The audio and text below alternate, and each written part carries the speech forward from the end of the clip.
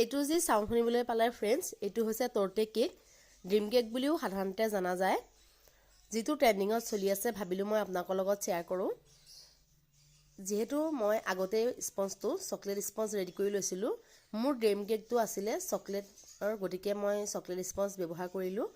তাত মই অলপ চকলেট চিৰাপ দি দিলোঁ। লগতে মই ছেকেণ্ড লেয়াৰটো দিলোঁ হুইপ ক্ৰীম।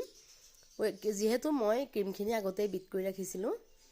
এতিয়া মই এইখিনি ভালদৰে ছেট হ'বলৈ এখন স্পেচুলাৰ সহায়ত এনেকৈ ভালকৈ মই মিলাই দিম। এইটো হৈছে ছেকেণ্ড লেয়াৰ। আৰু থাৰ্ড লেয়াৰটো মই দিম অলপ হুইপ ক্ৰীম, যিখিনি মই ধৰক অলপ আপোনালোকে যদি বেলেগ কিবা কালাৰো মিক্স কৰিব পাৰে, কিন্তু মই লগত চকলেট গানাছ দি এনেকৈ বিট কৰি ৰাখিছিলোঁ, যিহেতু খাবলৈ বহুত টেষ্টি হয়। এতিয়া এইখিনিও মই ভালদৰে মিলাই ল'লোঁ। এইটো হৈছে থাৰ্ড লেয়াৰ। আৰু ফ'ৰ্থ লেয়াৰটো মই দিলোঁ চকলেট গানাছ।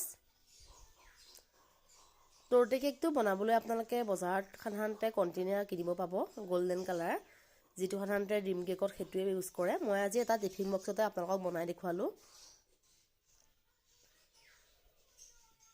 ভিডিঅ'টো যদি অলপো হেল্পফুল বুলি ভাবে, আপোনালোকে মোৰ চেনেলটো ছাবস্ক্ৰাইব কৰিব আৰু লগতে ছাইডত থকা বেল আইকনটো প্ৰেছ কৰিব।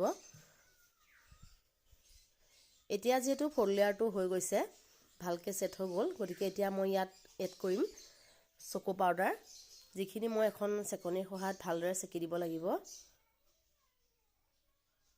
এয়া চাওক, মই এখন চেকনি দি কেনেকৈ অলপ অলপকৈ চালি এনেকৈ মই 5 লেয়াৰটো কমপ্লিট কৰিলোঁ। এয়া চাওক মোৰ ড্ৰিম কেকৰ ফাইনেল লুক।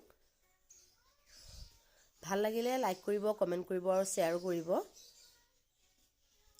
মই 10 মিনিটমানৰ কাৰণে, যিহেতু ড্ৰিম কেকটো অলপ ছেট হ'ব লাগিব, গতিকে ফ্ৰিজত ৰাখি দিছিলোঁ। এতিয়া মই 10 মিনিটৰ পাছত উলিয়াই আনিলোঁ। এয়া চাওক, মই আপোনালোকক কাটি দেখুৱাইছোঁ। চকলেটটো চাওক কিমান ধুনীয়াকৈ ছেট হৈ গৈছে। লগতে লেয়াৰকেইটাও আপোনালোকে ভালদৰে চাই লওক। আজিলৈ যদি কেতিয়াও ড্ৰিম কেক বনাই খোৱা নাই, এবাৰ বনাই খাই চাব, বহুতো টেষ্টি হয়। আজিলৈ ইমানেই। ভাল লাগিলে মোৰ চেনেলটো ছাবস্ক্ৰাইব কৰি দিব। এয়া চাওক, মই ভালদৰে আপোনালোকক কাটি কাটি দেখুৱাইছোঁ।